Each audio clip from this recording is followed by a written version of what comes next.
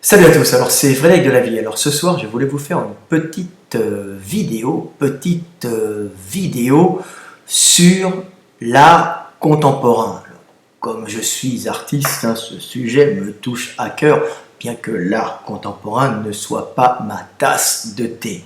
Mais c'est toujours intéressant d'expliquer ce qu'est l'art contemporain et ce qu'il y a derrière. Alors, j'ai fait un petit texte que j'ai passé il y a à peu près une semaine sur mon Facebook, petit texte qui, j'espère, va vous faire comprendre ce que c'est, sa valeur dans la société. Donc, après, j'essaierai d'en discuter, d'approfondir un peu le sujet. Je ne suis pas un très grand liseur, comme vous le savez, mais l'important, c'est le fond et d'exprimer sa pensée. Donc, je vais vous le lire. Ce petit texte. Alors, ce petit texte s'appelle sur l'art contemporain. L'art contemporain, ce n'est pas de l'art, même si parfois il a dans la société la même fonction que l'art, c'est-à-dire unir et enseigner.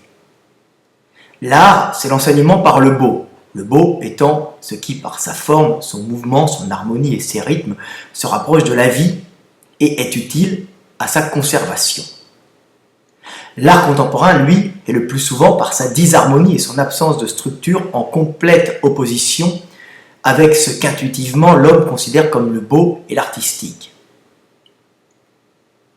Mais même si l'art contemporain est souvent laid et disharmonieux, et qu'il n'est à proprement parler pas de l'art, il conserve parfois la fonction unificatrice de l'art. Certains milieux affairistes, par la maîtrise des médias et des cercles d'influence, peuvent, par le martelage permanent de contre-vérités, faire croire au peuple que le laid est beau et qu'un étron est une œuvre d'art.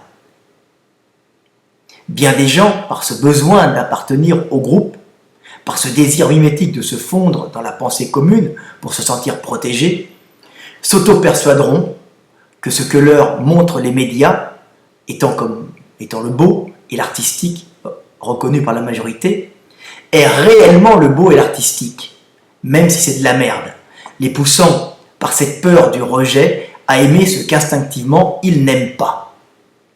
C'est ainsi qu'influencé par les médias possédant et faisant le marché de l'art, un peuple influençable et abéti par de la propagande se poussera au concert ou à l'exposition à la mode pour s'unir dans l'adoration de la laideur, s'unifiant devant ce qu'inconsciemment ils rejettent pour ne pas être rejetés eux-mêmes et par là se sentir protégés par leur appartenance culturelle au groupe. Ainsi, en se pressant devant le difforme et le disharmonieux et en payant pour s'unir devant la laideur, le peuple s'unit et se renforce dans des actions communes, tout en entretenant une caste d'escrocs, lui faisant passer avec un certain humour des vessies pour des lanternes, pour ne pas dire de la merde pour de l'or. Donc voilà, petit texte pour vous expliquer à peu près ce qu'est l'art contemporain. Bien sûr, l'art contemporain, c'est aussi bien autre chose, comme je vous l'ai expliqué déjà, ce n'est pas que négatif, puisque même si c'est souvent de la merde et c'est souvent une escroquerie, ça arrive à avoir la même fonction que l'art, c'est-à-dire unir le groupe devant quelque chose, devant une activité commune. Donc on ne peut pas jeter l'art contemporain, surtout que dans l'art contemporain il y a beaucoup de merde, mais on trouve parfois des gens qui font des belles choses. Et bien sûr, ce n'est pas toujours le cas. Le beau étant, comme je vous dis, ce qui se rapproche de la vie, donc de l'harmonie, de ce que nous sentons instinctivement comme étant propice à la vie. Mais, bien sûr, l'art contemporain, l'art en général, mais l'art contemporain actuellement, a aussi bien d'autres fonctions. Alors, fonction sociale dans la bourgeoisie, par exemple, le marché de l'art. Là, le marché de l'art permet parfois, bien sûr, quand on est galeriste, un galeriste contemporain, d'occuper sa vieille femme dans une activité pour pas qu'elle déprime, pour lui donner un statut social. Donc on voit beaucoup de galeries tenues par de vieilles bourgeoises, alors c'est surtout parisiennes, et puis des vieilles bourgeoises de la haute bourgeoisie. La France est un pays de caste. Hein. On retrouve aussi des galeries d'art contemporain dans les villes moyennes où des bobos vont tenir des galeries d'art pour s'occuper et se donner une fonction sociale, tout simplement. Hein. C'est un peu la même chose que le riche qui va offrir une galerie d'art contemporain à sa maîtresse qui n'y connaît rien, mais qui va progressivement à croire qu'elle a un savoir et ça va l'occuper dans sa galerie. Elle ne vendra pas tellement, mais elle aura sa fonction sociale et elle ne sera pas chiante pour celui qui lui aura donné sa galerie. Hein. Donc, à titre d'anecdote, je me souviens quand j'étais jeune artiste qui peignait avec les techniques de la Renaissance, bien sûr des matériels modernes, des choses plus modernes, mais avec le savoir de la Renaissance, aller dans des galeries d'art. Et là, j'ai été confronté, en fin de compte, à cette classe bourgeoise, typiquement française, on va dire cette caste, hein, qui se reproduit entre elles et qui fait le marché de l'art de façon très prétentieuse et qui regarde mes œuvres et qui dit « Oh oui, c'est très très bien fait techniquement, mais il n'y a pas d'âme. » Bon, je rigole, c'est un marché qui ne m'intéresse pas, je croyais un peu, en tant que jeune, qu'on était dans un monde où l'art, le beau, la Renaissance, les techniques étaient reconnues et qu'on allait pouvoir s'exprimer par sa technique. Je n'avais pas vu que c'était un marché économique qui permettait de faire vivre tout un groupe sur du mensonge, mais qui n'en était pas quelque chose de, en fin de compte, de mauvais, puisqu'il occupait en fin de compte tout un pan de la société dans des activités pour l'empêcher de déprimer. Donc voilà. Mais il faut savoir hein, que le marché de l'art à haut niveau est aussi un moyen de récupérer de l'argent d'État, de l'argent de vos impôts, pour le redistribuer à des amis dans des fonctions inutiles. Hein. Donc, on va créer des expositions, on va mettre des copains appartenant à son groupe social, à sa caste, ou à sa tendance sexuelle, hein, qui s'occupent de l'art. Hein. On a des amis qui ont les mêmes tendances sexuelles, et bon, avec qui on a couché, et qui vont avoir des fois des galeries, ou bien qui vont être nommés par l'État pour être directeur d'exposition. Et donc on va à ce moment-là financer des expositions d'art contemporain qui sont en fin de compte des prétextes à financer des potes et à utiliser des gens qu'on aime bien et à leur donner de l'argent, à leur donner une fonction sociale, fonction à la base inutile, mais qui est bon pour les faire vivre toute une bande de parasites, hein, tout simplement. Voilà. Donc voilà, c'est à peu près ça. Hein. Puis les festivals, je me souviens, tiens, une anecdote à vous raconter, parce que j'en ai soupé de l'art contemporain. Hein. J'étais à Budapest, hein, il n'y a pas très longtemps, il y a encore un an, et un ami organise le festival du court-métrage. Alors évidemment, dans le court-métrage, il y a des courts-métrages de haute qualité, et là, il y avait un jeune artiste français, jeune, 30-35 ans, on va dire, un mec sympathique d'ailleurs, hein, qui est venu présenter un court-métrage. Alors, c'est pour montrer que l'art contemporain est en fin de compte une filière pour occuper des gens et pour tirer de l'argent à l'État en occupant des inutiles. Alors, vous voyez, il y avait un gars un Hongrois qui avait fait un court-métrage qui avait été oscarisé d'ailleurs, qui avait fait un très beau court-métrage quand il était jeune, qui datait des années 50 ou début 50. Et ce jeune Français qui était connu un peu en France amène son court-métrage, et son court-métrage, c'était juste le portique devant un port, vous savez, ces grands portiques métalliques qui s'ouvrent quand il y a des bateaux. Et alors c'était la régie, filmée depuis la régie des machines, une caméra fixe et quelques plans filmés toutes les nuits ou tous les jours en plan fixe, en entendant le bruit des bateaux avec un texte abscon qui était lu dessus. Donc, quelque chose de sans intérêt qui était montré, un court-métrage qui durait un quart d'heure, absolument inintéressant, bien sûr.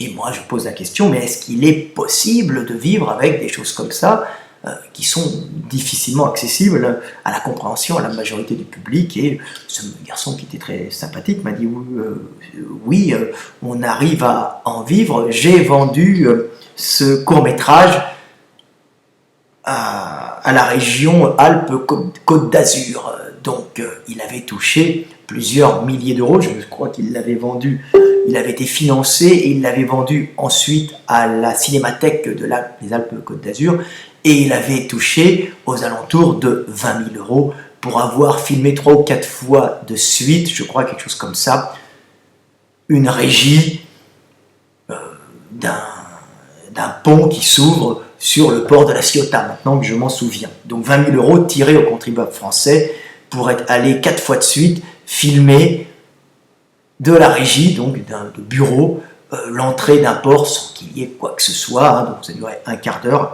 avec un petit texte mis en dessous.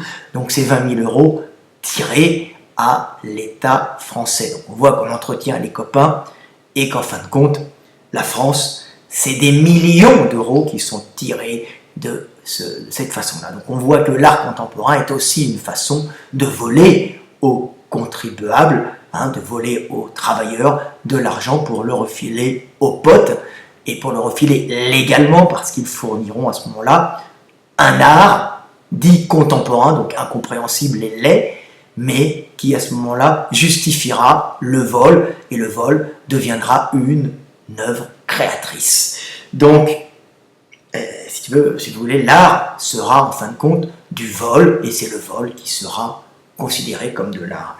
Donc, ça c'est beaucoup plus grave que le riche hein, qui utilise sa vieille femme ou qui utilise sa maîtresse hein, ou qui donne une fonction à sa maîtresse en lui faisant vendre de l'art contemporain dans une galerie privée, puisque ça ne, en fin de compte, ça ne touche que la sphère privée de la bourgeoisie qui on va dire, qui s'exclame, qui s'autocongratule devant des œuvres qu'elle crée elle-même, histoire de se donner une fonction, parce que souvent ils n'ont rien à faire, hein, tout simplement. Donc pour pas dire qu'ils sont rentiers, pour pas dire qu'ils sont actionnaires de grosses sociétés ou qu'ils ont gagné de l'argent, qu'ils gagnent de l'argent par les revenus de leur capital, donc par le capitalisme pur et dur, il faut qu'ils se trouvent un rôle social, donc ils sont là, directeurs de galeries d'art, pour ne pas oser dire qu'ils sont des parasites sociaux, hein, donc des capitalistes purs et durs, ne créant rien. L'entrepreneur n'a rien à voir, l'entrepreneur est quelqu'un qui crée, hein, je parle des gens qui vivent sur leur capital acquis, hein, souvent de naissance, et qui, en fin de compte, deviennent galeristes et font le marché de l'art car ils n'ont rien d'autre à faire. Voilà. Mais à haut niveau, on peut voir aussi que le marché de l'art et de l'art contemporain est une façon de transférer des millions d'euros et énormément d'argent d'un pays à l'autre d'une façon légale, même si cet argent est en fin de compte illégal dans sa façon d'être transféré, puisqu'on ne peut pas donner d'argent comme ça, hein. On est à ce moment-là imposé. Hein. Donc le fait d'acheter une œuvre d'art bidon, on va dire une œuvre d'art contemporaine, à un ami contre une somme énorme, en vérité, c'est une façon de redonner de l'argent, puis des fois de redonner de l'argent black, hein, on va dire de l'argent pour, par exemple, de la rétro-commission, pour avoir financé des réseaux, hein, pour avoir plutôt mis en connexion des réseaux permettant de grosses affaires. Donc à ce moment-là, on va acheter une œuvre d'art extrêmement chère à cette personne pour, en fin de compte, la remercier, par exemple, d'avoir mis en relation, cet homme politique, par exemple, d'avoir mis en relation un pétrolier avec un autre. Donc à ce moment-là, on va lui faire une rétrocommission, puis pour que ça soit légal, on va acheter à sa galerie une œuvre d'art, une fortune. Voilà comment ça se fait à peu près. Donc les œuvres d'art sont des fois un moyen de payer des choses, on va dire d'une façon illégale, légalement. Voilà, petite vidéo sur l'art contemporain. J'espère que vous avez compris ce que c'est. L'art contemporain, c'est de la merde, hein, sauf des fois. Mais l'avantage, c'est que des fois, quand les gens vont s'extasier ensemble devant cette merde, ils s'unissent. Et en fin de compte, de cette union naît une cohésion de la société qui permet à cette société d'être plus résistante et de mieux fonctionner. C'est la seule chose que l'on pourrait apporter comme point positif à l'art contemporain. Globalement, c'est de la merde. Voilà, c'était Fred Delavier, 14 minutes, je vais me coucher. Pas tellement de bonne humeur en ce moment. C'est pas grave, à bientôt.